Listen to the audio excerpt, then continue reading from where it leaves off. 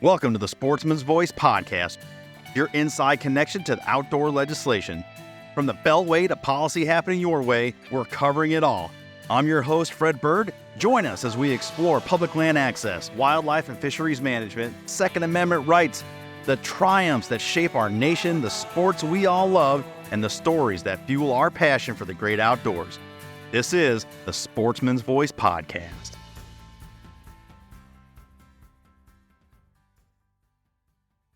All right, ladies and gentlemen, it is Thursday, which means we are bringing you a new episode, a new feature episode of the Sportsman's Voice podcast. This week, our guest, Ben O'Brien, you may know him from past works with Yeti, with Meat Eater, with the Hunting Collective podcast, Woodside podcast, the Roost podcast, new book with Jesse Griffiths, the Turkey book, which chronicles some great hunts and a whole lot of great recipes. It's a beautiful book. Ben is one of, I think, our great thought leaders of this generation of outdoorsmen. He's got a great, if you're not familiar with him, you're going to learn. He's got a great way about him, a great way of storytelling, well studied. And today we're going to talk about our conservation funding model here in America. We're going to talk about Pittman-Robertson. We're going to get into the genesis, the motivations, the stakeholders of how this all came about in the late 30s during the Depression, during very challenging times, 5 years, not less than 5 years preceding our Second World War, not too very far removed from our First World War. So all of this and so much more to be discussed, and just, sit back, relax. It's a little longer one than we're used to, but I think it's well worth it, the subject matter. And hey, if you're a turkey nerd, we're going to kick off the episode with a little turkey season 2024 rewind. So not all the heavy stuff up front, but we'll ease into that and get into so much more. Sit back, relax, enjoy the thoughts and presentation of this subject from one Ben O'Brien. Let's go. Live and rolling. Very good. Welcome in, everybody, to another feature presentation of the Sportsman's Voice podcast, the official podcast of the Congressional Sportsmen's Foundation. I am excited to once again, new to you guys, to sit down with my friend, turkey fanatic and guru, Ben O'Brien, founder of Woodside Media. Welcome in, sir. How are you? Man, it's good to see you. It's good to see your face. Good to hear your voice. And it's always good to be talking conservation and talking outdoors. So I'm in my element, I think.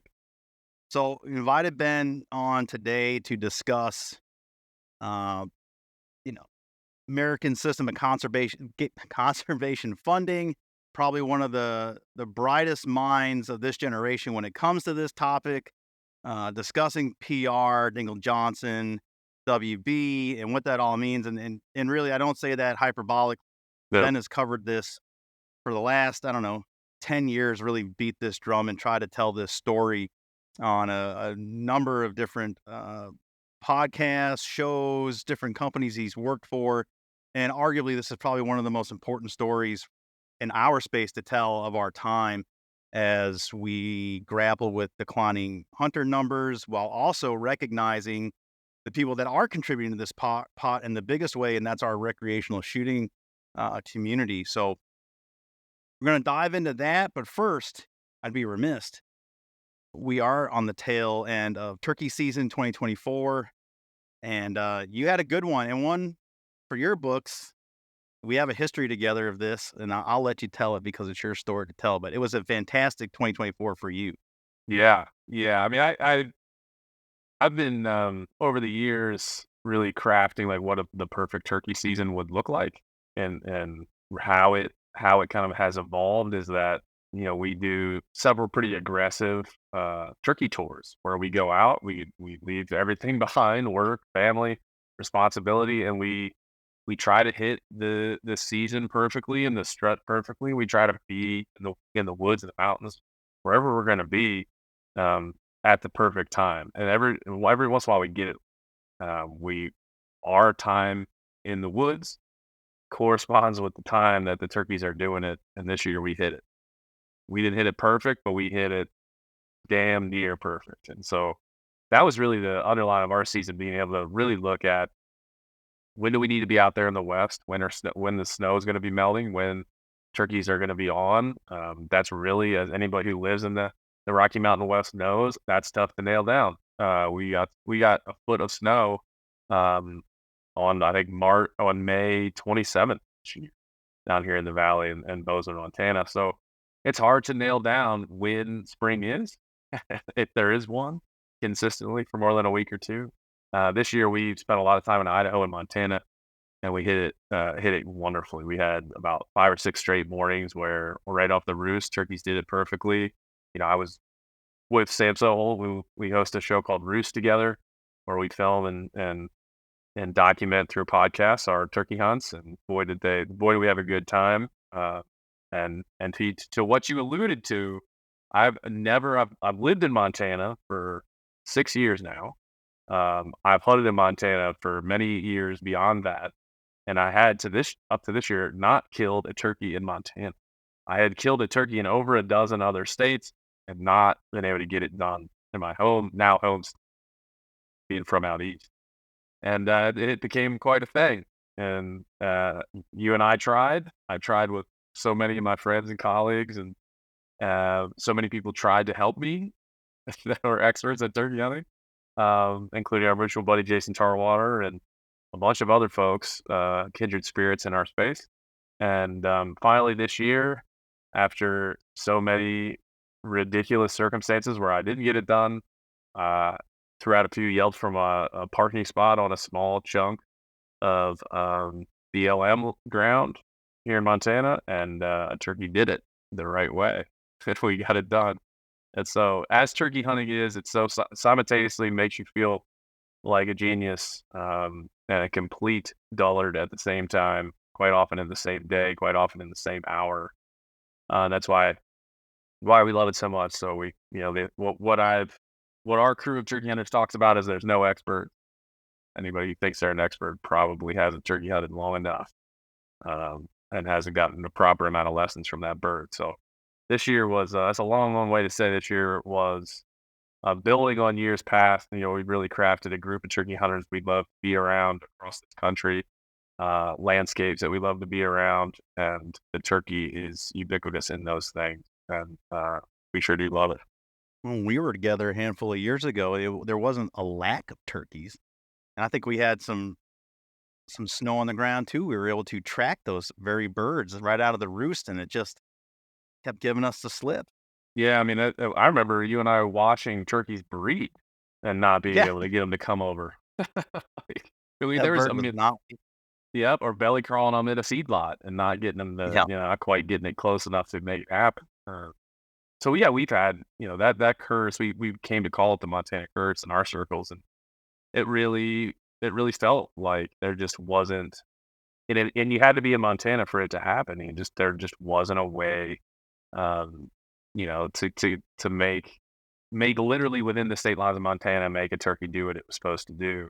And then we would literally drive to Nebraska, or drive to South Dakota, or drive to Washington or Oregon or Idaho, Texas, or where, last year Georgia, or like in Connecticut, and the turkeys would do it there, and we would drive yeah. across that imaginary line of where Montana starts, and the turkeys would just decide that they'd had it with my efforts.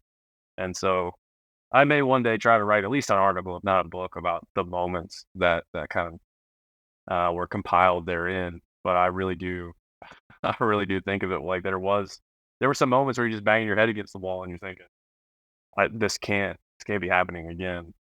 But in true turkey hunting fashion, this year we hunted for about 30 minutes and got one. So that would be the only way that I would want it to go, given my turkey hunting experience over my lifetime. A years long drought would be finished with less than a flourish, and just kind of the happenstance of being in the right place at the right time. So I enjoyed it immensely, and I'm like I said, every year turkey season gets better for me. I wouldn't overstate it by saying it's a religious experience, but there's certainly a church element to it, because we go there and when we enjoy that moment of time, however brief.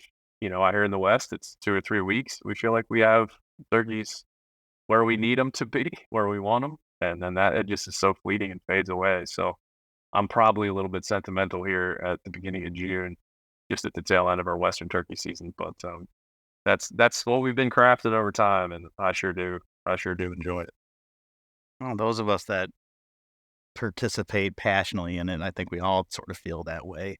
Come June 1st or June 4th. I think today, as Yeah, we're recording, is the last day up in Michigan, I think. So, yeah, you get to yeah, the middle of it, and it's a slog, and like you said, you're banging your head against the wall, things aren't working out, and then you come to the end of it, there's some relief, but then in an instant, you're like, "Well, I gotta wait again for yeah. this." Go again, yeah. Yeah, it is. It's a Yeah. lovely cadence. I mean, I really like this kind of like all summer long. You're telling stories and pining for what was, and then you transition into the fall. Then right around after Thanksgiving, my wife has allowed me to begin thinking about turkeys again. So as I don't take up my entire year on it. And then you start to plan and lock in, and then it's just anticipation from there on. It's a cadence that my kids have come to understand, that I've come to understand, like just yeah, as an element of who I am and how they see me function in the outdoors, and I sure do. I think that as I've gotten older and tried to really understand those rhythms of the year and traditions that you can build around having a family. We have 3 boys here in Montana in our house, and being able to build those rhythms for them where they know, like, hey, it's time Yeah. to start talking about this. It's time to start thinking about this. And the more you do that, the more you recognize how fleeting the turkey season itself is, and you only get so many. And as Colonel Tom Kelly says, I'm looking at his book, The 10th Legion, in my office right now. Um, there's a coin you have to pay for turkey hunting, and that coin is time. And so we work along that premise in our world. And each season, we just kind of look back and, man, that was cool. Wish it was longer. But we'll do it again soon. Yeah.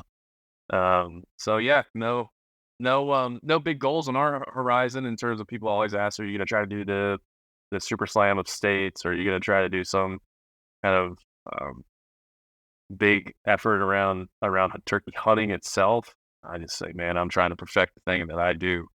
Uh, Yeah. yeah, I'm probably on the other end. I'd like to do the same thing every year, perfect it and craft it, and make sure that those like 2 or 3 weeks out west are exactly perfect by the time I'm an old turkey hunter.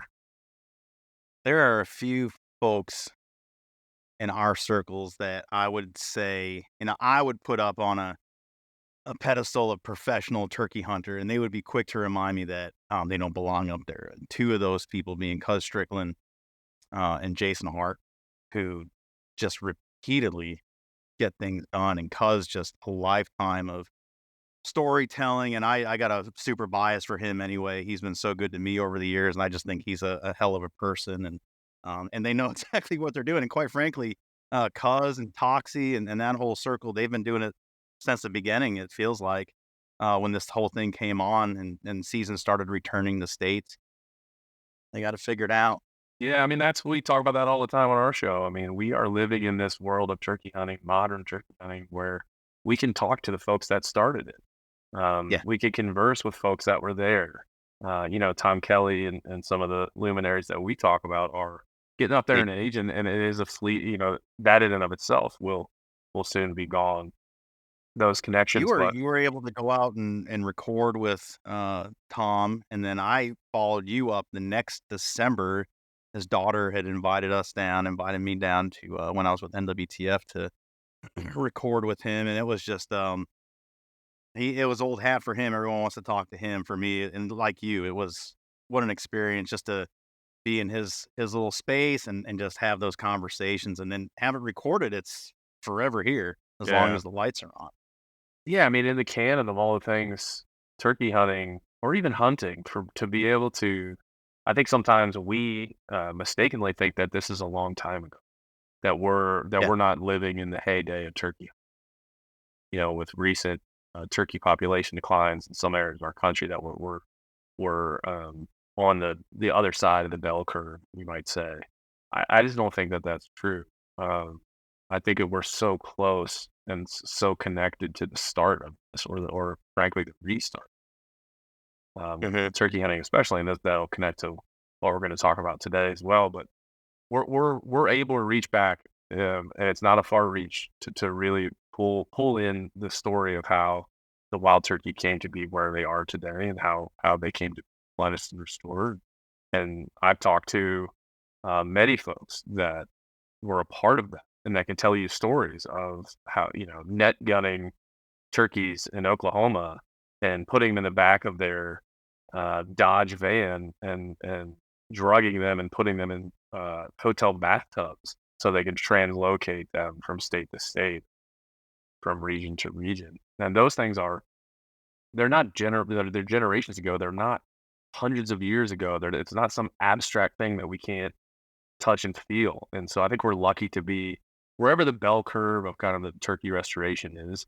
I think we're in a good spot in that timeline. I think what we're able to experience is pretty special. The access to the bird, the number of birds, the community at large, how much they care about turkey populations, care about the resource of the wild turkey and the animal itself is pretty amazing. And that's because of those values were instilled because of the folks you mentioned.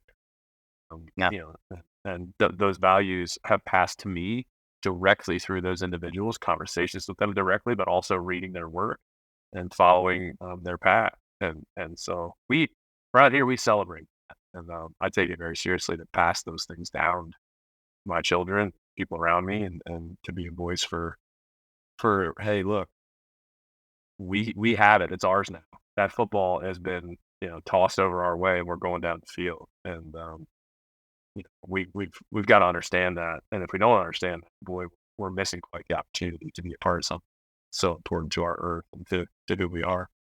And you think about it, we're barely, depending on what you look at in that decade of the 1920s, we're either just at 100 years or maybe just a little shy of 100 years removed from turkeys being extrapolated from almost every point of this country except for the southeast. Before they started those repopulating efforts. I mean, hell, here in New Hampshire, just this past December, we lost our one and only turkey biologist, Ted Walsky, who was considered the turkey man, and he was one of those very first ones here in the Northeast, taking turkeys out of Pennsylvania and trading fishers for them and seeding them in the Connecticut River Valley. Yeah, and so when you walk into a place, I've had a lot of, I don't know why this year I've had a lot of conversations with folks about specifically the topic of a pure Merriam's turkey, right? And when we think of pure Merriam's, we're talking about specifically the white tail feather tip. That's what we're talking about. So it's an interesting the terminology. It's interesting the way that we as hunters approach, because I always tell people, when you say pure, you mean pure white tip. You're not talking about a pure genetic bloodline. You're speaking in a term that you think can do both things. And I've had a lot of hunters desirous of those white tips as if they represent this kind of like the pure nature of the Merriam's turkey in its native range.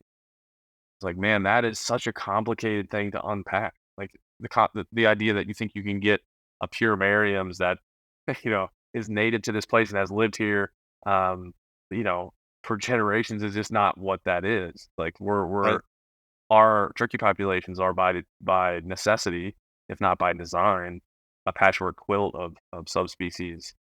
And going back to literally guys trading wildlife for wildlife and getting turkeys where they could.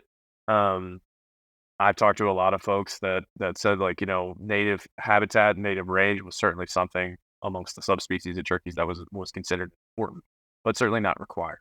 Like, it wasn't that they weren't going to repopulate turkeys or translocate. And so we do. I think we're covetous of a scenario that maybe isn't ever going to be the way we want it to be, in terms of how these turkeys got to be where they are. That doesn't mean that every turkey that is in the state of Montana or every turkey in Idaho or Oregon isn't a miracle of our human ingenuity and our unending ability to fix our own problem and to iterate on the things that we got wrong in the previous generations.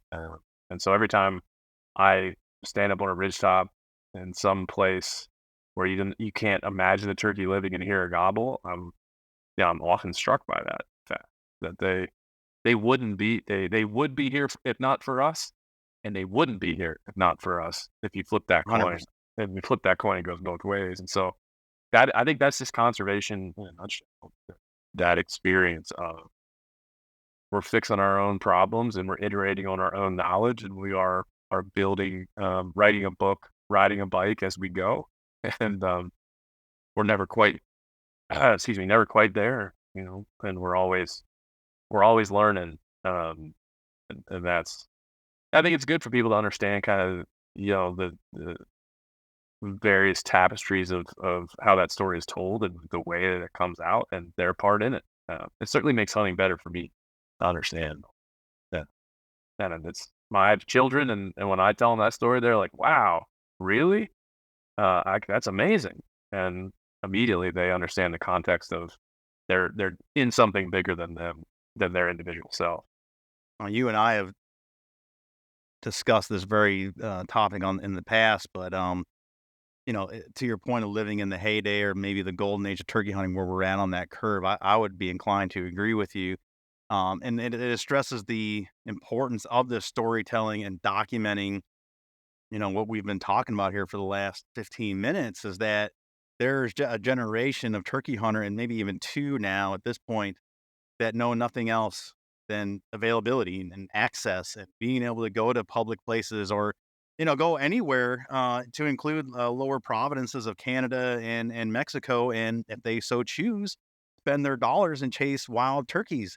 And uh, I didn't see my first wild turkey until I was 9 years old, man. We're talking late 80s as when I saw one. And I never saw one again for probably another 10 years.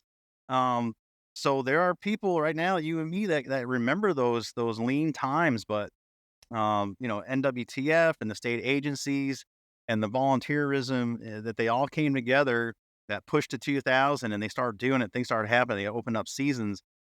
All of that doesn't happen without people participating. And this is my segue into why I really wanted to have you here. I love the turkey talk, but this marries up well. Is it doesn't happen without people buying licenses.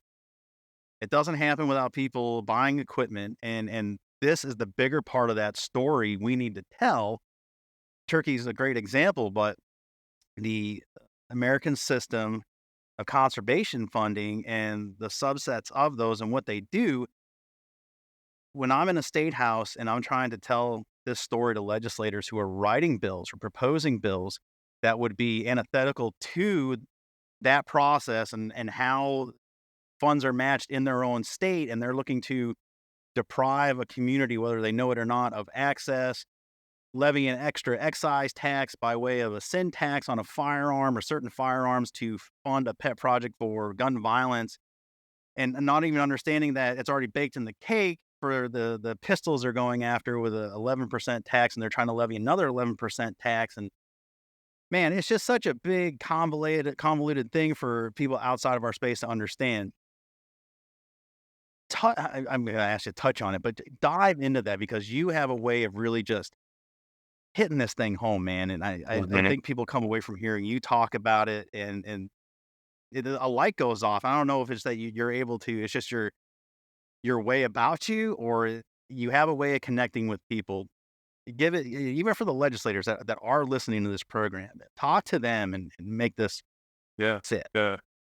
Well, I mean, it started for I give you my personal story first. I appreciate certainly kind words, and my measure for it is that I just care about it so much, and I've found I always start with that hunting, the outdoors, the system that we work in checks the emotional boxes for me. It drives it's a passion for me. I get up in the morning and think about the game of hunting and where the animals are and what I'm going to do with them and how I'm going to win that game and how I'm going to cook them, how I'm going to eat them and how I'm going to celebrate them. Uh, so on an emotional level and kind of just a personal level, it drives a lot of who I am and has been very, very impactful in my life, and helping me figure out some very complex things about myself and some complex things about how I relate to the natural world and to the people around me. So on a personal level, I've always felt that connection. But then as you travel down that path, you realize that you very much need, as you get older, an intellectual connection to what we do, or a way to reason it, a way to explain it that makes sense intellectually. It's not that I love hunting. That's not enough. That's never going to be enough. Or I really like to do it. My friends really like to do it. You often then realize, well, I've got to be able to reason this. Because in a modern sense, I don't have to do it. So I want to be able to both check those boxes of part of my personality, and it gives me great value here. But then, okay, intellectually, how do I reason how we're doing this and what it gives to society? Because ultimately, the question, anybody that asks you the question about conservation as it's connected to hunting and fishing and types of things, is asking you a general question, which is, are these things good for society? That's basically what they're asking. That the question comes in many, many different forms. And specifically, that question usually comes from folks that are either indifferent or uneducated, that aren't anti one way or pro one way. A large swath of this country that, just like you mentioned, even legislators might not quite get. Why is this good for society? Tell me, if you answer that question, I can at least reason it intellectually, explain it, and then maybe if I go hunting, I'm bored in a tree stand. Maybe I'd rather be reading a book in a coffee house, and I don't want to be getting up at 2 in the morning to chase a dumb turkey in a tree. That's totally fine. You move away from that like personal desire to be out there, and then what you're left with, which is critically important, is that ability to voice intellectually why it's a sound approach, why it brings value to not only you but to everyone. So if you can ask yourself, why is this good for society? Why should it be a hallmark of the way that we manage? Uh, if you can answer that question, um, you're halfway there, and maybe that's all the further you ever get. I'd be fine. And so knowing that, when I covered things like Pittman-Robertson, I always went with, well, in our community of hunters, how many people know what this is? And I'm talking like know what it is, can explain it. So it was some years ago, I was asked to write a story for Pearson Hunting on the subject. And in the middle of my research, I realized I want to take a straw poll of all the people around me that I know and see if they can give me a one sentence answer. What is the Wildlife Restoration Act? What is Pittman-Robertson and Dingell-Johnson? And of the 100 folks, to my memory, it's been some years ago now, but to my memory, um, of 100 people, 97 of them weren't even close. I mean, weren't close. Some of them are like think that's the thing, like, it's like the duck stamp. It's like a thing with the taxes and the stuff. And so there's a lot of, like, talking around it. And when you think about that, you realize that you get, when you buy a hunting license in, like, every state, you get a book. They give you a book. Um, you know what's not in that book? This subject. Uh, Oh, weird. it always was weird to me that we couldn't even at least have a couple of pages in the beginning to be like, "Hey, look, this is what you're part of. This is the history of our system of conservation funding. This is where your dollars go. And here are some talking points for out there in your community before you guys are talking about particular game laws and particular bag limits. Well, here's a little information that ought to kind of be a baseline for all of us." Yeah. So I would say since that time that I took that straw poll, it's gotten better. At least in my opinion, it's gotten better. Um, I think it's really been as challenges to the hunting way of life and challenges to the systems of conservation funding have kind of um, heated up. People have pursued this knowledge. They pursued it proactively in the face of challenge. I think we would all prefer to pursue it just kind of proactively as part of our passion for the thing that we do. But either way, doesn't really matter. They're just finding that. And so that's really how I have always started with this is I want to be the guy at the little league practice or the guy at the cocktail party or the guy at the bar or wherever you are. And this has happened to me so often that something like this comes up and invariably they're gonna be like, you're wearing like flannel and you got a beard and you live in Montana. Uh, you probably hunt, right? Like, you got me. Um, I when I first moved to Austin, Texas to work for Yeti about 10 years ago now, I was that guy. I was the hunting marketing guy. And so in every room, I represented, for lack of a better individual, I represented the hunting community amongst that peer group. And in Austin, where even though it's in Texas, there was a lot of folks that didn't enjoy the outdoors the way that I did. So I became kind of a representative of the hunting space in a place where not a lot of education on these subjects were known. And so I just by proxy became the guy to go to ask these questions. And I had to force myself to get better at answering. And it was so in that environment is where I really started to dive into, well, if I'm going to call myself a hunter, I better be able to explain and not just say it's a tax or not just say it's a system. And so that's personally where I came from. But if you're able to ask yourself, why is this good for society? And then follow that up with a real quick summation of what we're going to get into. I think that's certainly the baseline of where I begin. That point of what it does for society as a whole, and then and what when I'm crafting an argument, or I mean an argument sometimes against some bad piece, or there's an education or an advocacy part of it, because there is a group that just doesn't know they've co-sponsored a bill and they're not really sure why. It's just there was some horse trading. Somebody needed a favor. Okay, I'll support this bill. You support my bill. And when Yeah. you boil it down to them, you try to talk to them about this. Like this piece here has some ramifications, and do you understand that this whole system is predicated on the back of a few for the benefit of the many, to include the people that don't like us, right? So, and we gladly have taken that on. I mean, initially, talk about in the last 100 years or less, um, they figured that out and started putting these systems in place, and then the community raised their hand and said, "We can handle this. Put this on our back." Because we haven't followed through over the decades of telling the story and continuity of that story, some people in the federal legislation and legislator, and some people at the state, they hear what you just said, that word tax, and it's scary. And certain political persuasions just hate that altogether. And like, oh, it's a penalty. And no, man, if you listen to this story and understand where we were and where we've come from and what we solved through this, you're putting the wrong label. You could try to get people's attention by saying, "You want to hear about a tax that I love?" That's a nice way Right? to start. They're like, "Go on."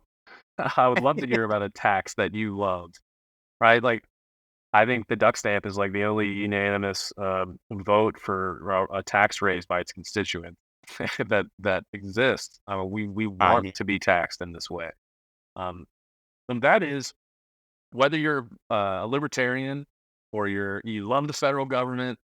Like, no matter where this spectrum kind of sits for you, I love these topics where we can push those cultural divides away for a minute and create a common ground, and create a space where we might normally battle about something, where we can at least take a respite from that for a minute and go, hey, let's identify and celebrate this common ground, this thing that doesn't need those partisan thought processes. It just needs us to understand it and celebrate it and try to forward it. And I know there's been legislation, the modernizing Pittman-Robertson Act, things like that have come along in the recent past that are very important for us to not think that these current systems are a panacea. Not always going to fix everything. Always. So that's not a perfect thing. But there is a history. There is objective facts that show that this has worked in concert with many other things, but this has been a tool in the toolbox quite often that has worked. Not only has it worked to raise funds for critical infrastructure, but it has also raised up the right kind of values in the folks that understand and that are willing to have that interplay, giving their tax money to the federal government and seeing that path back to the state, and then seeing that open up a boat dock, or seeing it go to landowner relations and open up a chunk of ground to the public that would have otherwise been private. There's a million examples where you can trace your dollars and see the benefit. And in between those 2 points on that scale, is the system of conservation checks and balances working to make sure those dollars get there and are spent in the right way. And to go back to my point about this like intellectually sound approach, something I can really relate to, that's where I'm like, well, dude, I can relate to that because I want the government to work for me and work in the way that I can see. Um, I see a lot of ways it ain't, but this is one where I can strip away those partisan feelings or strip away my kind of prejudices that come with being me and be like, I'm here. I am, love it or hate it. This is something we can track and celebrate. So that's where I sit, and we can go into it now. I mean, you can start with I could pick a year and we can work our way through it and go, here is how this came to be. Um, and it's a very beautiful thing. Um, it doesn't really require to look at history with rose-colored glasses. It you can look at it objectively. There was a need. People came together to meet that need, and the solution they came up with has lasted for 80 or 90 years. Um, and then just go, wow, okay. Um, I should get with that. I'm on that. And we can celebrate that and find common ground in it. It's tough for some people to reconcile, especially all sides of the spectrum. And you alluded to it. People have this default mechanism in their brain. If I'm going to attach a letter to the front of my name or whatever my political identifier is, I must fall in between these lines. And people they have a hard time, at least within the first 10 minutes of this conversation, reconciling. Especially, my libertarian friends who, some of them run the gamut of black flaggers and some of just want to be left alone and pay their, 10% tax and just be done with it. I saw a meme yesterday, right before the timing was very apropos. And there was this fella at the front of the desk paying for his license. Oh, I'm here to pay my tax to feed my family free, meat or whatever.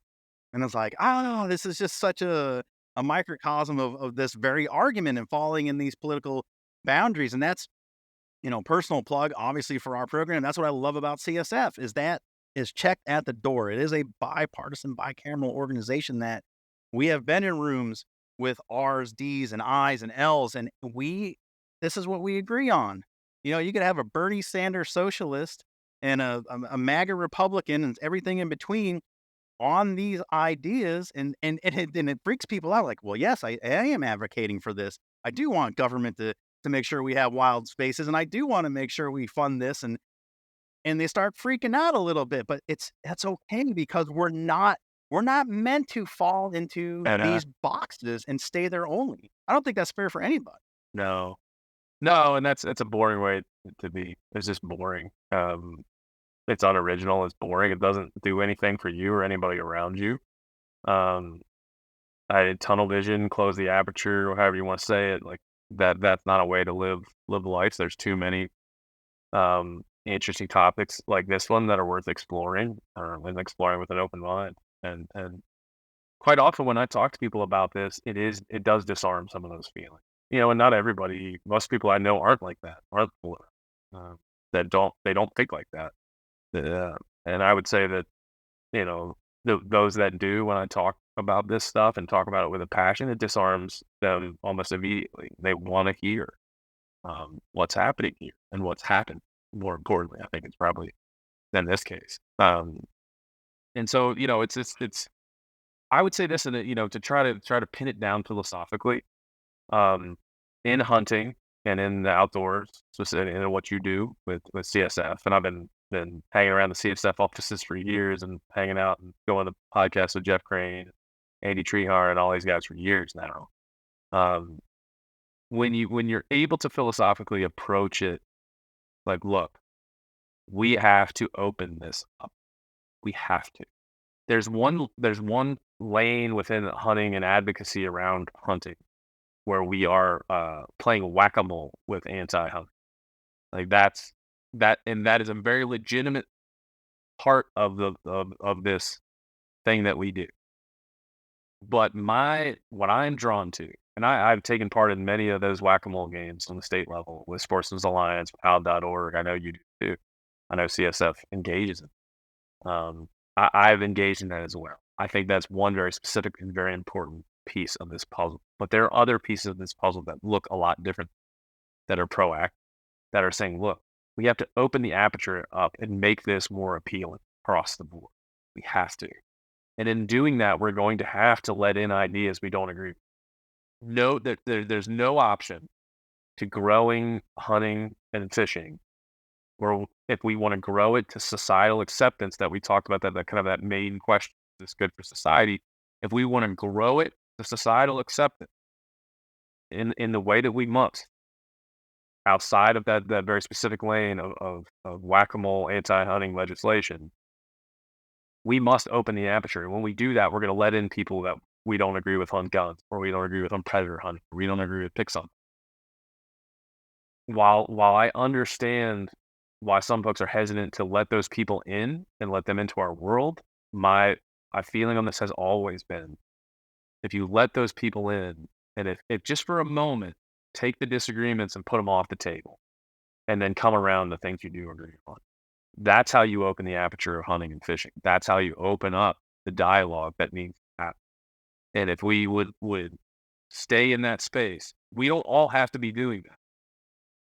Some folks can put all of your energy into anti-hunting whack-a-mole. It's a fun game. It's happening in Colorado right now. We could talk about it for hours on hours. Yeah. It's been happening for decades. Mhm. It gets more serious by the day, so I'm not downplaying that. But if you were like given a menu of hunting advocacy to choose, and you could only choose one, there are options. You could say, look, I'm going to work in mentorship. I'm going to work in opening up this idea of hunting and presenting it to as many people as possible. That's just as useful of way to advocate as the advocate who is whacking the anti-hunting moles right now. And so oftentimes I'll see people kind of trying to justify one or the other as if they don't coexist, or if the thing that's burning right now, the smoke in Colorado around wolves and different things, like, we have to pay all our attention there. We can't play the long game of slowly opening up our community to people that aren't currently in it. So I've always tried to do both, but I think this conversation that we're having, and really being an advocate for this system, um, is just a really good way to grow understanding of where we are. And we're going to need that the significant growth of that understanding when it comes to so many things that I know you deal with at CSF, and I know that legislators deal with every day.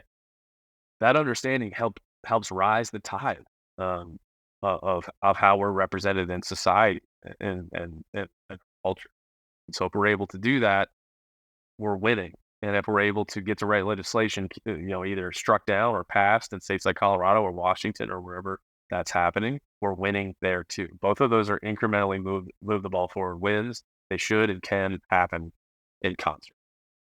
So many times you hear the argument levied from the non-sporting public or non-hunting public, I'll say, especially when it comes to boards and commissions. And we've seen this in the East and the West, the subversion of commissions and boards, and trying to get people that, say they're conservationists when they're truly preservationists. And when you boil it down, they're obstructionists and they're anti all across the board.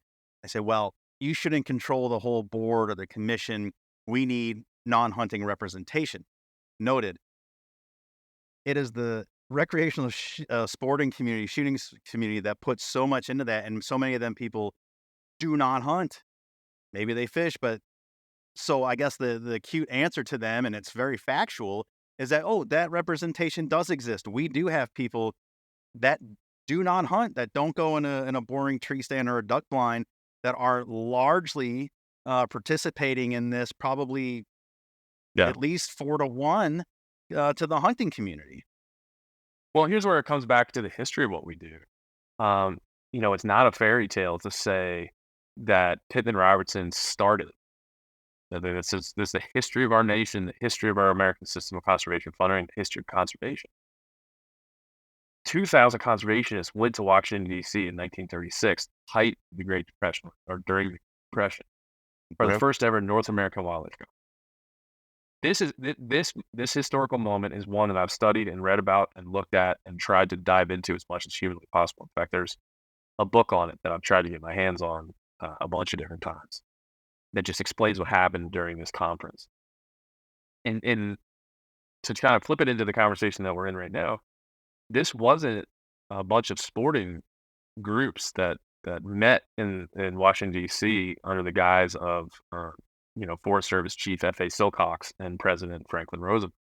In 1934, everybody hopefully knows Ding Darling, right? Ding Darling, artist, author of the Duck Stamp, the creator of so many wonderful conservation programs. He, in 1934, was part of this presidentially appointed by Franklin Roosevelt. It was called, I'm going to read it to you. It was a Blue Ribbon Committee on Wildlife Restoration, basically to advise the president on how to move forward with this big degradation of wildlife that they had over the last 20, 30 years had identified. There's a bunch of things that happened before this to predate this to lead up to this moment. But in this moment, there was guys like Ding Darling and F.A. Silcox who was running the Forest Service. These luminaries came together and said, look, we have to do something. We're going to do something. And so they convened this, the first ever North American Wildlife Conference. And in that conference was like garden clubs, like bird watchers. It was everyone that cared about the outdoors came to DC. They say there was 2,000. I'm sure there was probably a little bit more than that. And it was, you can look back into the history, into the archives, and read about read speeches and read things that these luminaries, historical figures said at the time. That is exactly what we might say today, given a similar crisis. Right? If we're not currently we're facing micro crises within a lot of the things that we do, but we're not facing the fact that we're going to lose elk tomorrow, or that we've lost them and we need to build them back. There's so much that was said and done in that one wildlife that is so important. And I pulled up here because I know we were going to talk about this. I pulled up the address that F.A. Silcox, like I said, at the time as chief of the Forest Service, a speech that he gave prior to convening of that conference. And you could just read it. It starts out by saying, you've heard old timers tell the vast herds of buffalo that once roamed the western plains, of great flocks of passenger pigeons darkening the skies, of the forest abounding in game of all kinds in pioneer days. Our country was once the world's richest in wildlife resource. With characteristic American efficiency, we did a pretty thorough job of exploiting and depleting it, which felt like, oh, this guy is a clever fella. Today, it's a different picture. Just how different, I'll tell you in a minute. So they're even like that paragraph right there tells you where they were in the timeline of conservation at that moment. And now people from all over, all walks of life are coming to DC to try to fix this thing. And coming out with, like, they had a very specific goals around what they wanted to do. One of which was to figure out this American system of conservation. What are we doing? And so when you get into this kind of like polarized political conversation, or you're trying to parse out that common ground I mentioned, this is a good anecdote to do. Be like, look, the reason we have the thing I'm about to explain, Pittman-Robertson, the reason that it got passed was that folks from all over the country that cared about bird watching and garden clubs, and they all came together and they all figured it out. Now, not rose-colored glasses. I'm sure it wasn't all that wonderful. I'm sure there was a lot of partisan nonsense even back then. But the objective result was the wildlife restoration.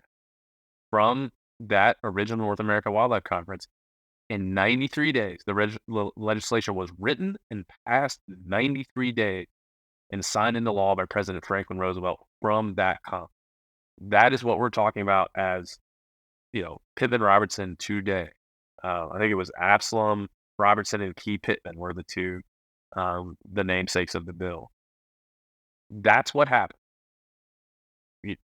These are the objective facts of how that went. And now here we are. We'll soon, in my lifetime and yours, be 100 years after this moment, and still using the model that they created. That's pretty crazy. And it's still working very well. And so if anybody listening to this needs a thing to go look at, just Google the North American wildlife, 1936. Um, and if you think the time you were living in is terrible, that was during the Great Depression. It's called the Great Depression for a reason. It sucked. It sucked really bad. If you think whatever's happening right now sucks, it doesn't suck as bad as that. And they did what they had to do to fix this in that moment. And not very long after, it took a world war to come out of it, so the stuff got Yeah. even worse. The evidence in the history of conservation that those ebbs and flows begin at the turn of the century, but this is certainly, and it, really, I mean, it's the birth of this legislation we're here to talk about, but it's also, like really kind of the age of enlightenment in conservation these years, I would deem them, to have functioned in that way. And as you can tell, I'm fired up about it. But that's what I like. I really do think That's why I wanted you here to tell this story, because I can do it in my way, and people that work for us and partners, and sometimes it becomes white noise because certain people hear it all the time. But again, without blowing smoke up your skirt here, you have a way of telling this, and I'm just sitting here just listening to you, just kind of zoning out, forgetting I'm hosting this podcast because it's fantastic. You mentioned you could probably dial in on a timeline, the less than 100 years of this, and where we started, where we've come. Knowing that all those stakeholders back then came together and were so motivated to move the president to do all that and figure this out in 93 days, where do we start losing those people? Because we're always talking about the 80% we're trying to court, or at least stay indifferent and maybe not participate in the field, but just be supportive enough to not let it go away. Why did the bird watchers and the gardening clubs and the hikers, or, whatever that looks like back then, where did they go? Like, part of our storytelling, there was a problem with the communication.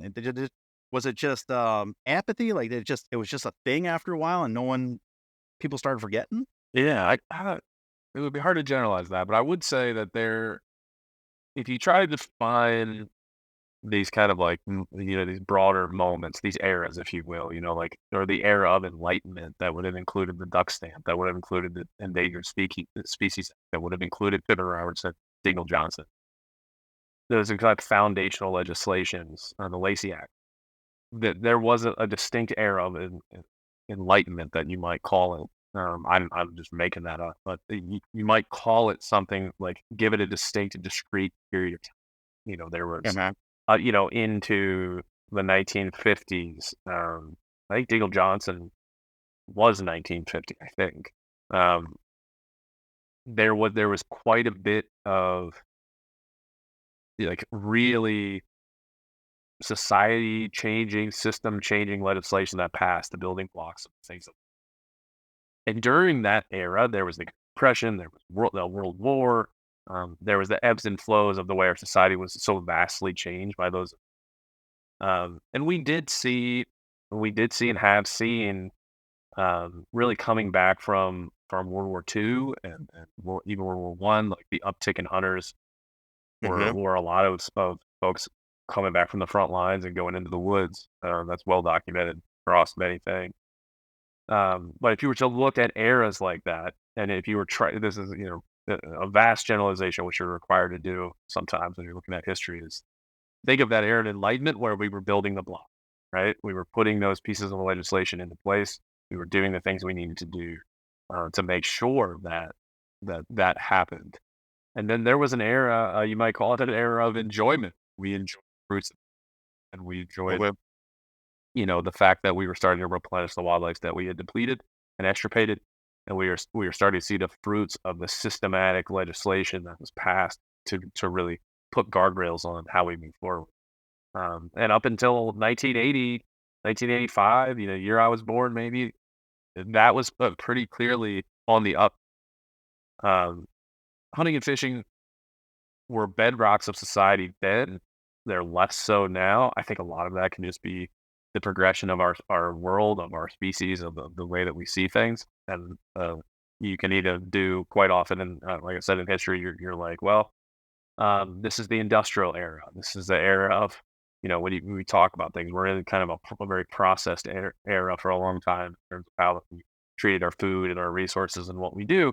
I think unfortunately kind of the march of time has marched away from the value set that was born in that era of enlightenment. We've quite simply, from a population dynamic standpoint and a value standpoint, walked away from slowly. I always use the analogy that if you imagine, the different factions of society all standing back to back in agreement, right? So let's go back to 1936 and let's just say that that's an example of all the factions that care about this coming together, and they're in one spot, and they make it different. Well, from that moment on, we have slowly walked away from each other. Like, we have slowly picture 5 people walking in different directions away from each other. And when you get far enough away from each other and long enough and time has passed, and there's so much time has passed, you forget that you were standing in the same place at some.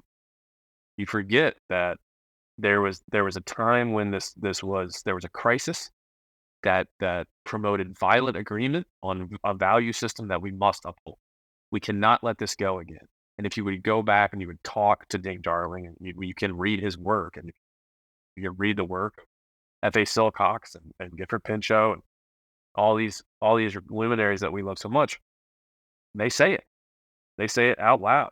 They say we had to go through this renaissance of enlightenment around these subjects. We had to realize what we had done. We had to realize we needed to fix it, and we had to step up and fix it. And we're living off the fruits of that tree that they planted right now. And so I just think of it that way. I mean, we were once in a place where we had to agree. We had to come into the places where we violently agreed, and we had to do something about what we had done. We had to fix it. And thank the Lord we did fix it. But since then, societally, in the way that we think and value the outdoors and wildlife, we've kind of just slowly shuffled away from each other. We're so far away from each other now we can't remember the time standing back fighting. And so I would just remind any legislator that's listening to this, I would remind anybody that's listening to this, that's just say, we were once there. We were once at a point, in 1936, you might have said, hey, we were, turkeys might have been coming back, but we were at a pretty low point on turkeys, a pretty low point on deer, pretty low point on mallard ducks, just pick something. And we know that we were suffering. And so that is something we can all remember, and an answer to a question that's kind of would be hard to pin down without a chance to write a book about it. I mean, there's a lot there, but if you can just think about this moment, the first North American Wildlife Conference, it's not hyperbole to say it happened, and it happened. A diverse set of stakeholders came together and solved the problem, and their solution has abided for 100 years here shortly. So to your earlier point, we're at a space in history where we're not super worried about losing specific species. We got the ESA for better or worse that's in place to help with that and mitigate some of those potential losses or threatened species. But what we are in danger of is losing the participation, the species of the outdoorsmen and outdoorswomen. And if that goes away or gets too dangerously low where you can't continue to participate in the funding, I think that's our immediate danger. And then what? Because those stakeholder groups that you mentioned, the people that were back to back, you approach some of them folks now and say, well, let's put a kayak stamp, a bird watching stamp, whatever it is. And those people come unglued. Well, why would I get charged to do something that's here and it's free? Just looking for a solution to try to get you to participate and have some skin in the game. So it comes back to it's on the back of very few for the benefit of many. I don't know. I don't know how you solve that, but I think that's where we're at. Yeah, it's a complicated one too. That one has many kind of like hidden trapdoors. Specifically, like from a philosophical, I would say when I first started looking into all this, it was like 2016, and I remember reading a number. Americans were just shy. Hunters and anglers were just shy of 4% of the population of Earth. Now, this is folks that participate. And so, to build on your last question, like, okay, let's list a few things. Urbanization, 400 recruit, lack of access, negative public perception. That would do a pretty good job of kind of summing up, the factors have led to and will continue to lead to that 4% number looking are really, really rough and continuing to think. So those kind of like cultural leading indicators of like kind of lack of space in the culture for what we do has always really been alarming to me. And when it comes to the topic of say the Wildlife Restoration Act and how these funds get to where they need to go, it always comes back to the backpack tax. It always comes back to this idea. If folks don't know what the backpack tax is, it's essentially the same excise tax that's levied against the cost of goods, archery, fishing under Dingell-Johnson, archery, and firearms under Pittman-Robertson. It's an excise tax. The backpack tax is saying that, look, every year, I mean, like it seems like every year I see another number of how big the outdoor recreation economy is. I see it and I go, oh, that's a lot of money, guys. If we gave 11% of that into a fund, boy, we would have a lot of money. Hikers, mountain bikers, climbers, skiers, snowboarders, campers, runners, whatever. Give me one. And help them understand that the backpack tax really comes in to discussion. The reason I guess they call it the backpack tax is because it would be taxing everybody that wears a backpack. Yeah, right. Yeah. But the idea that the backpack tax would add to the coffer, and I know in your world, and I've heard this from folks in our space before, it would add an immense amount. It would dwarf the amount that we give right now as hunters and anglers and excise tax dollars. Of course, we don't give it; the company gives it, right? But like, it would dwarf what we give. And I think I want to get the number right for Pittman-Robertson. But it's billions. I think it's $887 billion was like the number that came out a couple of years ago. In total over its life. This will be in total of the backpack economy, right? The backpack Okay. tax economy, the outdoor recreation economy, $887 billion, right? That's an amazing amount of money that could easily be folded into, not easily, that's not the right way to say, be folded into the same model that Pittman-Robertson. And to give a brief of how that works, the manufacturer of the goods are levied an excise tax, right? So when you go to the store and buy a bow, look on your receipt. Is there a tax on there that says, Wildlife Restoration Fund or Pittman-Robertson? No, there's nothing. A tax paid at the cost of manufactured goods by the manufacturer. The next time you see somebody that works at Federal Premium, give them a hug. Next time you see somebody that works at one of these manufacturers, give them a little hug because they're helping. They're paying. And that's what in I don't want to go into this in detail. We certainly could, but like how that money then gets into a wildlife restoration account, other federal agencies, and through a series of kind of equations and special processes gets given to the state, gets given back to the state, right? It comes from the money starts with the manufacturer. We buy the goods. We present the demand for those goods. They make a bunch of things. They pay a tax on all the things they made. The tax goes to the government. The government gets the money, puts it in an account, and goes, here, keep that there. And at some point, we're going to run all our little equations about which states have the most hunters and which states have the most needs for these dollars. And then we're going to give this money back to the states, excuse me, with the stipulation that they got to spend it in 2 or 3 years, or we're going to take it back. And they got to spend it on exactly what these conservation programs are meant.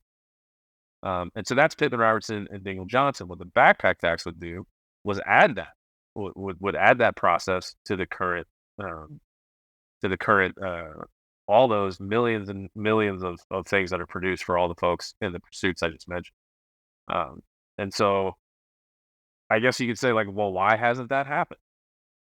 What is wrong with why aren't we doing that? Well, I know for a fact that, in a lot of my earlier look into this, we have this idea in hunting called user pays and public benefits, right? We pay, I'm a user, I use the resource, I pay, guess who benefits? To your point earlier, all the folks, right? And it's a part of our system. Well, in 1993, a feller named Bruce Babbitt, who was then the Interior Secretary, um, they said in legislation that they wanted to put 5% excise tax on a bunch of product, um, basically creating the first backpack tax legislation. I think the estimate at the time, I'll pull this up, I can read it. The estimate at the time is that it would generate nearly $2 billion over 5 years, 1993, if they were to implement the tax in this piece of legislation that came from Secretary Babbitt. They would be raking in $2 billion over 5 years. That's quite a bit of money. I'm a huge proponent of thinking of these two worlds as kind of the key value drivers of the outdoors and trying to smash them together, whether they want to be smashed together or not at some point. I would suspect that that universe probably better than 75% are indifferent. Uh, in telling that story, right, and a part of your thought process, the North American model of wildlife conservation needs to be considered because in one of those seven sisters, we exist. And we are a part of that solution. And, if a state was to outsource the wildlife management, it would take up all that money where we, as hunters and fishermen, we raise our hand and say, not only will I go out there and perform this, just by default of going out there, but I'm going to pay to do it. Same thing. Mhm. Trappers, I always use as a great example. So maligned and vilified. But if there wasn't for the very small amount of trappers that would go out and do beaver mitigation on culverts for highway department and stuff like that, that would cost the states hundreds of thousands of dollars to hire professional trappers, versus letting someone to go out there and do it of their own accord and then pay for the state to do it. Yeah, I mean, there's just a bunch of little things like that. I mean, here in Montana, I've run into, you know, um, federal APIS trappers and wildlife control individuals who, are going in to shoot a grizzly bear that's a problem, or going in to trap a wolf, or going into, or there's a million things that can be happening. Um, that again, you're at the point where you can say, look, let's talk about this as if we both value predator. Let's try it, because I think we do. We have decided that we want to talk about it, or let's talk Yep. about this as if we both value healthy ecosystems, and start there. Let's just see. Let's see if after 10 minutes we hate each other, then maybe we'll just go our separate ways. Um, let's talk about this as if we both value clean water. But you don't have to be a greedy to value clean water. I think we should probably all do that. Um, let's start talking about this like we all value the safety of our personal safety and the safety of our family. Let's try with that, and let's see where we get to. Let's share our values first, and let's give ourselves a chance to agree on something and come to a compromise before we start tearing at each other. I'll give you an example of my life and career is certainly, I was on the board of Backcountry Hunters and Anglers when we started to welcome folks from Patagonia into our circle. Uh, all the folks were very nice. They were passionate about the outdoors, as I mentioned. I believed at the time, and I still believe, that we began to build that bridge toward, hey, you guys love public lands. Love public lands. We happen to kill animals and eat them on public lands. You happen to like, but we all need public land. Can we agree on that? Yes, perfect. Can we celebrate that? Yes, perfect. But as that started to happen, as we started to open an aperture and kind of reach across into that space, people popped up and in some ways rightly said like, well, they are against predator hunting, so you're gonna hang out with them? Like, are you against predator hunting? Like, no, I think I've killed predators at just about every way you could do it. With dogs, over bait. I've climbed trees and shot them at it. You know, I kill predators every which way with AR-15s even. I know, shocker, but like I'm for killing predators. I do it all the time. These folks maybe wouldn't want to hear those stories or see those photos, but it's not that I don't care. It's just that I see a path forward. I see a way to come together. Um, and I want to allow a space for that first and then earn their trust and let them know I'm a good person and that I care. And then we can talk about predators. Then we can talk about, they're like, man, I trust you. I think you're a good person. Tell me about this predator thing. Their ears are open. Their mind is open. That they can learn something. I can learn something. We don't have to come at it like there's some commie and I'm the great freedom fighter. Um, Yeah. so, I'm the center right or the right wing or whatever that might be. And so that's how I came at it. I will say that within our industry, there were forces that were not happy about that. That didn't want, the fox in the hen house. That didn't want folks that didn't share all of our beliefs in our world. Like I said, I totally understand where they're coming from. I've had a lot of conversations, a lot of podcasts with folks that believe that. I just happen to be pretty fervent in my beliefs that's not helpful. Um, that's not going to move us forward. That the more folks that hate predator hunting but understand elk hunting on public lands, the better for me. I would prefer to have it that way rather than telling them that they don't belong because some of their beliefs don't fit. I just don't function that way in my daily life, and I don't function that way in my passion for conservation. So, um, yeah, I've seen that happen over and over and over again. And I would say that well, I've been doing this for 15 years or so now. Not all that long. I'm not some old head that can say back in my day. That's not true. I can say back in my day we had MySpace. I could say There, something like that. Um, getting there. but I would say that I've seen over those years I've been around, kind of that expanding and contracting of interest in hunting. It kind of goes like this: it expands and then expands and then contracts. Um, I think quite a bit of that is due to what I just mentioned there. Quite a bit of that is due to a lot of people that get interested in it. They come into it with an open mind and a lot of ideas that aren't necessarily the same as the core audience, and they're, at least in the public forum, turned away.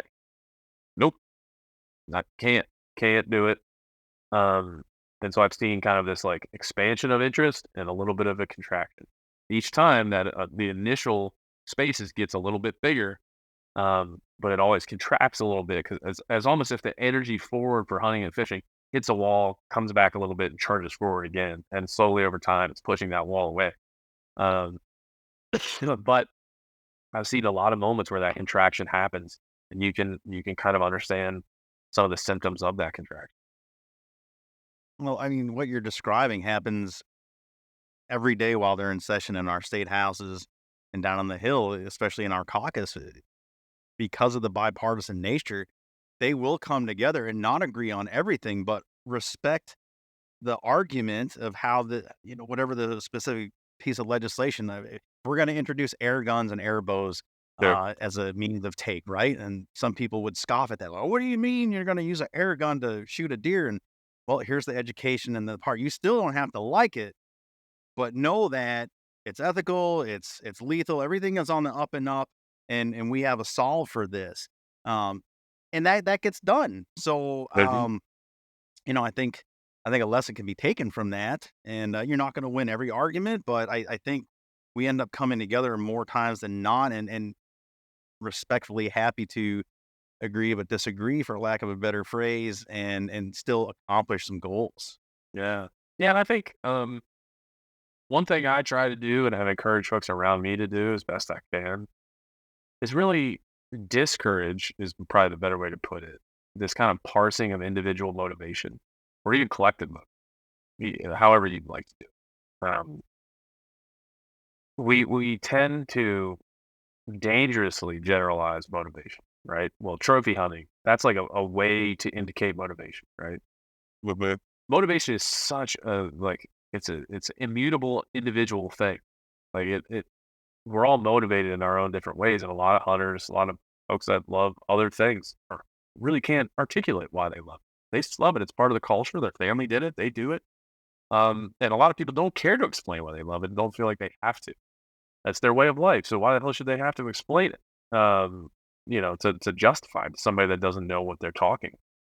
And so there a lot of that happens. So I always try to say, look, individual motivation is a scary topic.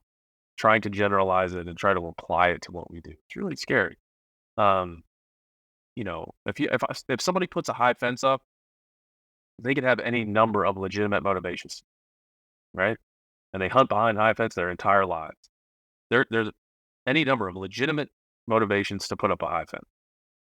So if you say, man, everybody with a high fence has a motivation that's sour or unethical or not against our kind of fair chase model, you're probably going to miss kind of the cultural, like go to Texas and talk to some people that own land around Texas and ask them why they have a high fence and what's their motivation. Um, somebody that sits a bait pile and wants to kill the biggest bear possible. Some of them might fully just be there to kill the big bear, and they're not going to touch it afterwards. They're just going to put it out of their. Well, they may be doing that, but other people might have completely other motivations to be there and to be conducting that operation and hunting with. But I think it's hard. It makes life harder to try to parse out, especially in this context, individual motivations and apply them to these broad terms, like fair chase or ethical hunting or trophy hunting, like however you like parse that out. So I basically just tell people, look, take that individual thing away from and try to just look at it. If you can't look at it personally, try to go back to where we kind of started. Look at it intellectually. Just look at it and say, what should we get out of this? What have we gotten out of it? What's been the result of the system? Is it good? Try to answer, is it good? I can pretty quickly walk people through why I think it's good. It makes it way more objective. If we can agree that we all want wildlife here, which I think is we're all pro forest, we're all pro wildlife, we're all we're all pro elk. Last I checked, we're just arguing about it from different standpoints. Like if we can do that, and just like we're all pro elk. Let's start with that. Now let's look at what hunting is like, what the modern system of hunting has done for elk. Now let's talk about that. Let's not parse out every individual elk hunter's motivation and see if we like it. Let's just make things simple for us and put that away for a sec. And let's just talk about that we all love elk and that hunting factually has done these things for elk. There's more elk because of hunters. There's more money to care for habitat and foster better, healthier populations and better relationships with private landowners and better and more money to apply to public forests that house elk. Well, some of the time, like that has all come from our American system of conservation funding and from the values that it has continued to engender and support. And so here we are, like we can agree on that, and then we can talk later on about every individual elk hunter that you've ever met and if they're doing it the way you like. But if we can start in this place of agreement, then we can have a conversation about the rest of the interesting kind of inane, things that are, I think, at least in my mode of thinking, like less factually important in the grand scheme. So I've started doing that. It's made my life a lot easier. It's made the people around me lives a lot easier. I have friends whose wives are vegetarians and vegans, and I've talked to them about it. I've random strangers that have heard me on the shows like this one that want to just email back and forth about it that I've done this with. Done it. Works. And it gets you to a point where you can have the rest of the conversation rather than just kind of bristling them up at the beginning by showing them your elk mount or like doing what you're going to do. It's approach I think that can work in your personal relationships, and it could work in the halls of Congress. I'm sure it has. I'm sure it does. Daily. I wonder, when I get spun up about an issue, there's a social issue that I don't agree with hitting my feed, or perhaps I catch it on the brief time I actually do watch news. And it's easy to get fired up, and it's easy to be Samson-like and, just rage, right? And not see the bigger picture. And when I'm able to remove myself, I can be cognizant in that moment. And I say, if I lay my head down tonight, does this affect me in any sort of way? Or did it just affect me in that one moment? Like, what does it do? Does it put food on my table? Does it take the food away? Are my kids going to be troubled by this? And very often the answer is no. And So I would like to think, and maybe this is me with the rose-colored glasses on. You could take that line of thought when we get into these parsing conversations. Say, listen, can you for a minute picture yourself laying down in your bed tonight? Does me as the end user, does it really affect your life specifically? Is your life and your quality of life denigrated because of, if like you didn't know I went out and shot a mountain lion out of a tree, your life wouldn't have changed. This is just some story you've heard or some variable that really does nothing to affect you. However, your participation in it, broad strokes, does affect you whether they know it or not. yeah, I mean, like I take it back to that North American Wildlife Conference in 1936. I mean, Yeah.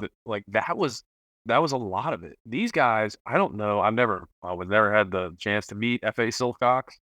Yeah. But the dude was talking about some things that we could all learn from today.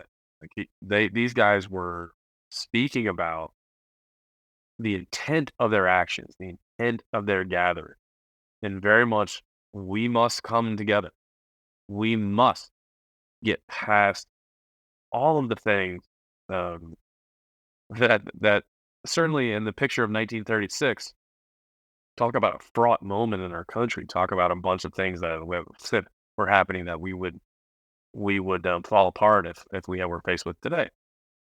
And these guys did it, and they said it, and they pulled it off. Um, and so we talked about how that's right in front of us. Um, there's nothing to say that given the same challenge that we couldn't rise up and meet it. But I guarantee if we're arguing, if we start the conversation, without giving each other the credit of our own humanity and the credit of our own good intent, it's then goodbye any chance of doing what they did back then. And I pulled this quote up because I wanted to read it to you. And it's like this is like, I don't know. F.A. Silcox, maybe somebody wrote this for him, probably he's a politician. But it says, the conference is dedicated to the purpose of making effective the potential strength inherent in the many but scattered and often unrelated groups interested in wildlife conservation. You could just say that. I mean, it goes on. To be a Yeah. success, there must emerge from the conference a permanent organization which will bring together the combined strength of all in the defense of wildlife resources.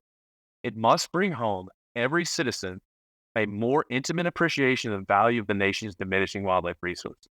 Because the conference attempts to gather a representative group by dealing with the many conservation agencies and organizations, this does not mean that only a selected list of delegates is invited to the conference. Everyone interested in wildlife restoration and conservation will be welcome. The North American Wildlife Conference will be entirely autonomous.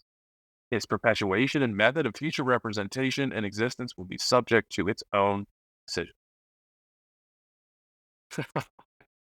Man, if you're looking for a trip back to time, to a moment more fraught than ours, and to a solution better than we've come up with lately, um, right there it is. And if you're stuck in a rut of being angry at somebody for something that, to your point, that isn't substantial in your own life, um, know that these folks in 1936 made it possible for you to be in that situation, to have fairly frivolous disagreements with your fellow citizens um, about wildlife and conservation. So even that first sentence, it, it, it Yeah. it tells you that they understood what they had to do and the way forward to do it.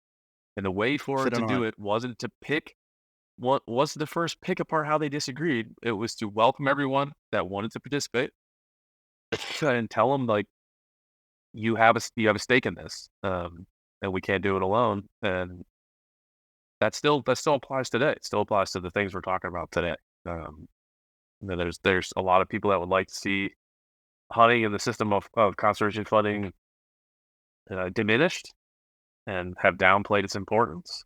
Um, but we certainly are not facing a crisis to the level of that F.A. Silcox, Ding Darling, President Franklin Roosevelt, and the folks that went to that conference. So I love that conference, dude, as you can tell. I love it. I love it for all the reasons, man. I think if folks would go back to it and study it and think about it, it's got everything in there that you would need to read and hear to better orient yourself to the what we face with wildlife conservation. No, I mean this kind of closes the loop and brings the conversation to a natural end, I think. But it speaks to the arrogance of people thinking that we're the only ones going through this for the first time ever. And so many times you look into the past, if we just passed our history on and like we started the conversation with telling this story, and in this case, the very recent past, the solutions are there. We're not the first people to go through this situation, as many things. People smarter and longer time ago have already done it. Nothing is new. And if we continue to perpetuate and tell the story and have people like you as enthusiastic as you are about that wildlife conference, and now I'm enthusiastic just hearing you talk about it, knowing it was a thing, but now I'm excited and I want to make a t-shirt out of that first sentence. Like, yeah, man, if we can do this in an hour and 27 minutes, holy smokes, man. And Yeah. it could be far more concise because the first 27 minutes we're talking about turkey. So even less time spent. No one has ever said that I'm concise about this subject. Nobody was there like, hey man, you're way too concise talking about this. You should slow it down. I No, don't no, think I've ever. love it. But yeah, F.A. Silcox, fifth chief of the United States Forest Service, passed away in 1939. Not long after he Hmm. wrote those words or said those words, at least. And so, not that long ago, this dude was hanging out. Born in Georgia. We're right there. We're standing on his shoulders. That's for sure. All that said, I do want to turn you back to your day because I've taken up a lot of your time. At the close of this, because you're a great storyteller, and I suspect what I'm going to ask you to talk about is going to lead to more storytelling. Your socials in the last few days have been teasing a great project, a new project. One project we didn't even get to talk about was the turkey cookbook that you and Jeff Griffiths documented over the last year on your turkey trek, which is a beautiful production, and I can't wait to finally get my hands on one. But Oh, you don't have one yet? that's Oh not my gosh, dude! I gotta get you. no Well, I'll take care of that. We'll take much care of that as appreciated. soon as we turn the recording off. We're gonna take care of that situation. That project is there, and people should go check that out. But the project I want to ask you about, Woodside Media, take some time and tell us about your new venture. Yeah, no, I appreciate that. Well, I will say that we're talking about F.A. Silcox and the Forest Service. Woodside Media has evolved over the last couple of years for me into a marketing and content adventure agency. I don't like the word agency, but that's what people use. We create things for brands, for nonprofits, for people in our space. We tell stories we think are impactful and that will move the needle in the ways that we've talked about today. And we've been, kind of behind the scenes for over a year now, building a team.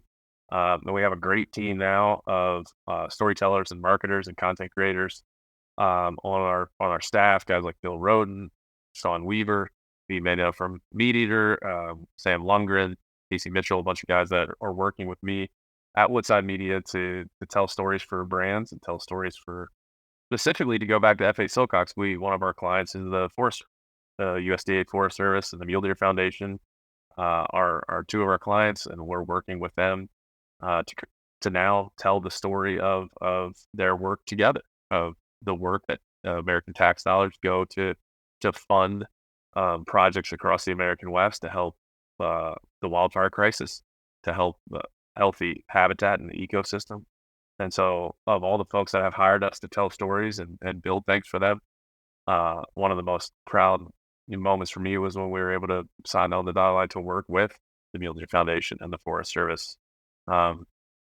I've spent some time in DC with those entities and talked to people doing the work.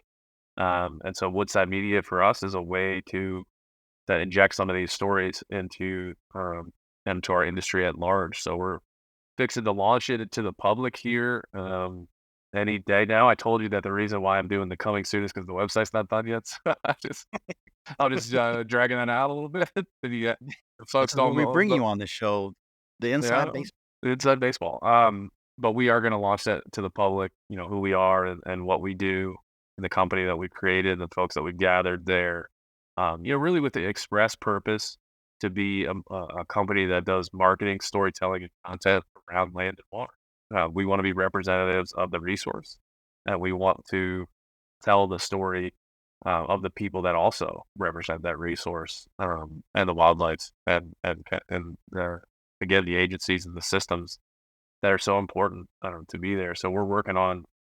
I can't talk much about it, but we're working on a documentary series right now, telling one of those stories on behalf of the Forest Service and on behalf of the Mule Deer Foundation, and we're really excited about that. I'm very lucky to be engaged in it, and I'm very lucky to be announcing our company to the world. And you never know where it's going to go, but we're excited about the work we're doing right now, and certainly excited about the opportunities to tell these stories.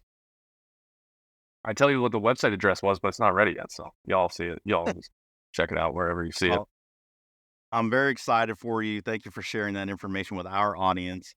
And again, you're one of the best at doing it. So I have no doubt with your fingerprints on this, the storytelling will be top notch and well placed. And telling this story amongst the rest is going to be a total benefit, net gain for our community. And I certainly look forward to sharing those stories around and making people aware of it, because the more people like you that are out there discussing these things, I think the better off we're going to be in bringing our very current history right back to where it needs to be at the forefront. So Thank you, man. congrats. That's great. Yeah, I really appreciate it. I feel lucky to have a bunch of kindred spirits, folks like you, and I think when we're old men, we might look back on these days and feel very privileged that we kind of cross paths in the space and time. A bunch of people that love conservation, that love the outdoors, and just happen to be working in an industry where it was acceptable to run around in the woods and get paid for it, or talk about it into microphones, or whatever that ended up being, or making books like the turkey book. Whatever that is, I feel quite lucky to be in this place with all the people I've been able to be friends with and do creative work with and talk about these things with. So I'm happy. It's a wild passive. I mean, knowing a bit of your resume, looking at where I came from, and if you looked at me in 2005 when I was getting out of the Air Force and, wartime situation, and you asked me, where are you going to be? This is not what I would have said. I had no idea, but I'm glad for it. Then Probably same with you, man. I mean, same holy thing. smokes. Since I brought me, yeah, I grew up in Maryland. It brought me out to Montana. I'm raising my family in Montana. I know in the modern sense, we're not pioneers in any direct sense, so that would be a terrible thing to draw comparison to. But we feel, when my sons ask me why we live in Montana, I get to tell them the story of wildlife conservation. I have the privilege to share with them what brought me here. And then when every time we do it, I was out last year hanging truck hands with my boy. He asked me why did you move away from where you lived? And I was like, sit down against a tree, buddy. And let's have an Because I apple went turkey juice. hunting in the cypress swamp.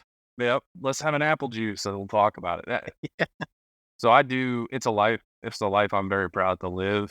And I'm very proud of everybody around me and their passion for this thing. And I'm happy to be a part of it. I truly am. And it's been a fun ride thus far, and it continues to surprise and delight, as they say.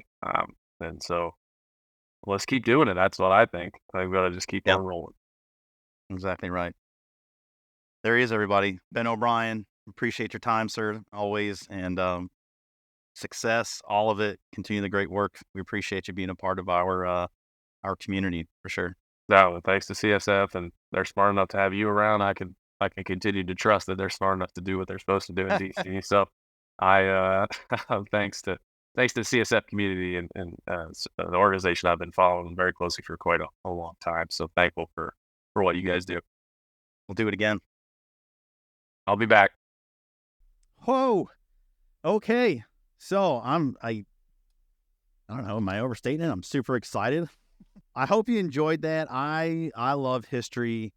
You can't know everything. You know, you might have these bullet points, these high level ideas of our American system of conservation funding. You may have an idea of what you thought Pittman-Robertson was, and I think after that, anyone who's listening to this has got a whole lot better idea.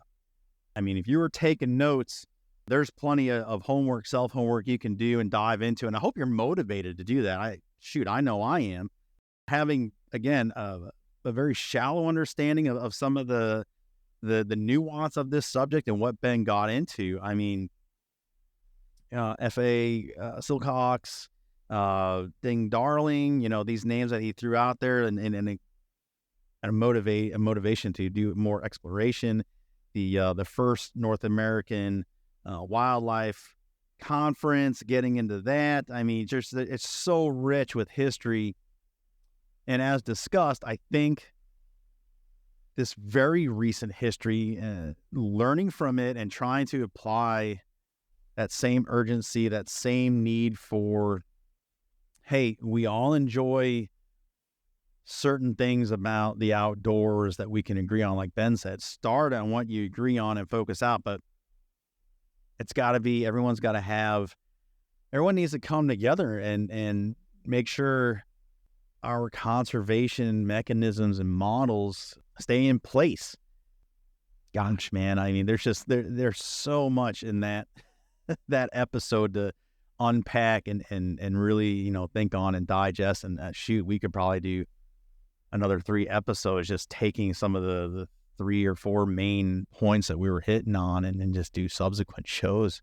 You know, I think it's really interesting, the conversation around exploring the typical defaults of certain political persuasions and how they absolutely conflict with one's own default, especially, you know, if you are in this community, if you love hunting, fishing, trapping, recreational shooting, if you like just putting your feet in the grass and having these places to go, and not everything's bought up by private enterprise and not everything is getting exploited on the landscape and access is being shut down.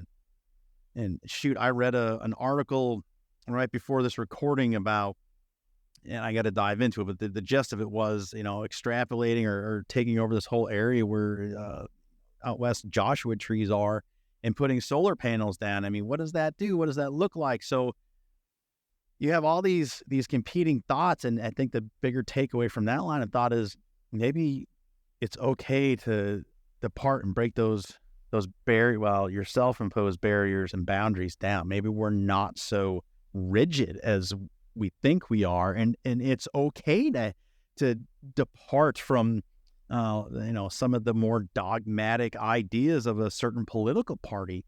That's what's great about our organization. That's what we talked about, and I think that's the beauty in it. Anyway, you heard the episode. Go back and listen to it again. I mean, it's thick, man. It is a thick soup of information.